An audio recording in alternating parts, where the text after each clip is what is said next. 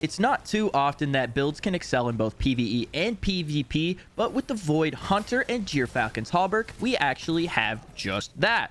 This build isn't too hard to get going, honestly, and you can sure piss people off in the Crucible, and you can do some very nice work in PvE. The gameplay loop for this build is actually pretty simple, and it involves the armor mod Reaper, which allows us to spawn an orb after getting a kill when we use our dodge. Using that dodge is going to be a major part of this build regardless, so it kind of just builds into itself since it allows you to get volatile rounds anytime you come out of invisibility with the Gyrfalcon's Hauberk perk. And then this makes Wave Splitter so strong because all you got to do is pick up an orb, and then when you pick that orb up, it gives you Supercharged Battery, which is Wave Splitter's perk that allows you to do more damage and use it in its fully charged state when you pick up an orb. So basically, all you want to do for the gameplay loop is dodge to go invis, and then you get your volatile rounds on your weapon. You're going to get a kill, spawn that orb, and then you're going to go pick that orb up so you can get Supercharged Battery, and then you're going to kill even faster. And then with the stylish executioner aspect, it will make us invis again when we kill a void debuff target with either volatile or suppression. And then it's essentially allowing us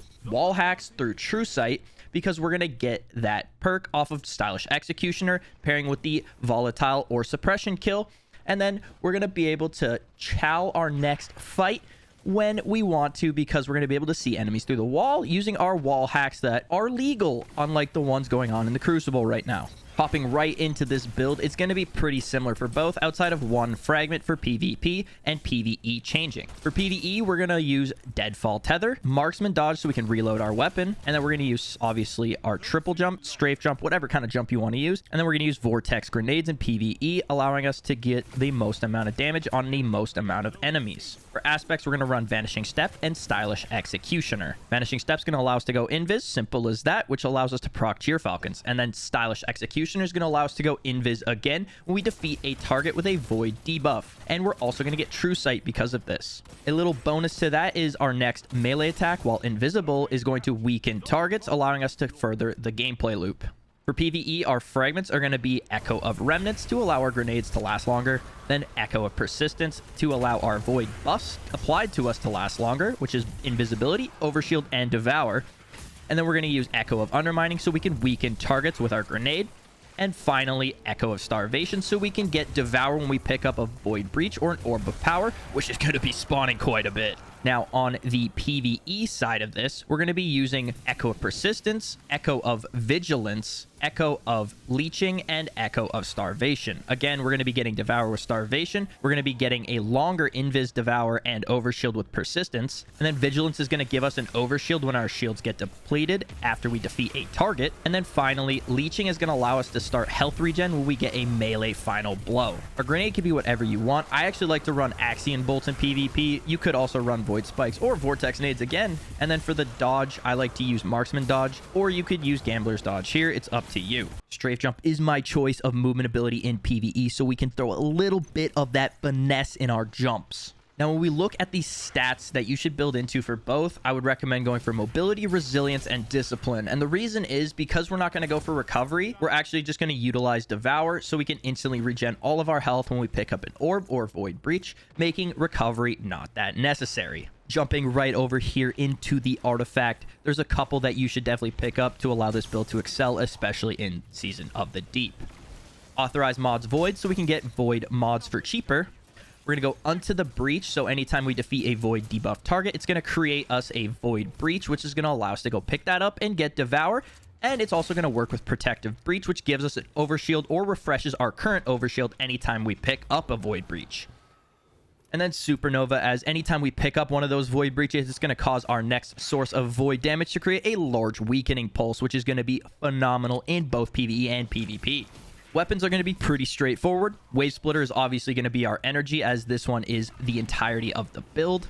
In your kinetic slot for PvE, Riptide's going to be a good option here, or you could even use the Vow of the Disciple fusion rifle as well. In PvP though, run whatever you're comfortable with. You can even be an absolute gremlin and pull out Immortal, or you can be an absolute Giga Chad and use one of the hand cannons in the game. For your heavy, I like to use a machine gun like Commemoration from the Deepstone Crypt. You could also run a Void Linear like the Taipan, or you could even use a Void Rocket Launcher like Royal Entry or the Braytech Osprey, although Braytech Osprey is not that good with its perk pool.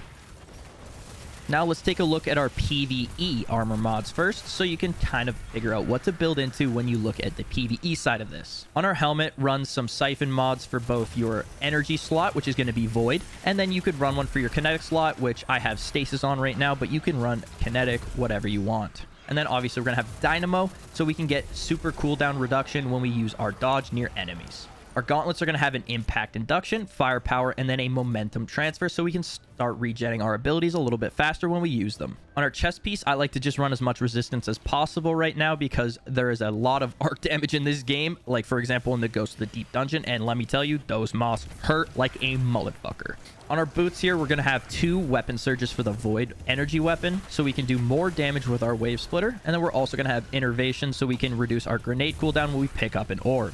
Finally, on our class item here, it's going to be 2 bombers and then a Reaper, since Reaper is the most important mod in this build, and then bombers will allow us to get our grenade cooldown a little bit faster when we use our dodge. Now for the PvE side of things, I always recommend running 2 void targetings on the helmet and then a kinetic strand stasis targeting on there as well. But keep in mind, unflinching, dexterity, and targeting mods are not working, so make sure you put on harmonic targeting because those ones do work for whatever reason. On our gauntlets, we're going to run dex mods for all of our weapons. Again, make sure you have the harmonic one, not the void one, since they're not working right now. Same thing goes for the chest piece here, unflinching mods, so we can reduce the flinch in the game, but make sure you're running the harmonic versions. On the boots, we're going to run triple void weapon surge, so we pick up that orb. We're going to be doing even more damage with our wave splitter in its supercharged state.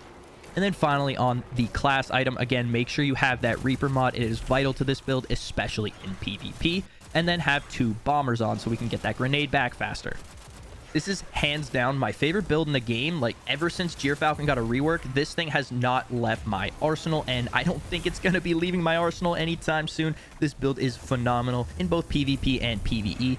I even piss everyone off in PvP, and I'm sorry if you guys run into this build now. I am very sorry. This build is super fun to use, though, so definitely give it a try for yourself. It allows for a lot of survivability with Devour, Overshields, and Invisibility, while also giving you more damage with volatile rounds and suppression. If you guys enjoy this build, be sure to drop a free like and subscription to the channel. It helps me out a ton as a creator, and I will give you a nice firm handshake if you do. Let me know your thoughts on this build down in the comments below. If you want to check out some more of my content, be sure to head on over to either my Twitch or Kick for live streams, and then TikTok for short form content. All of those will be linked in the description.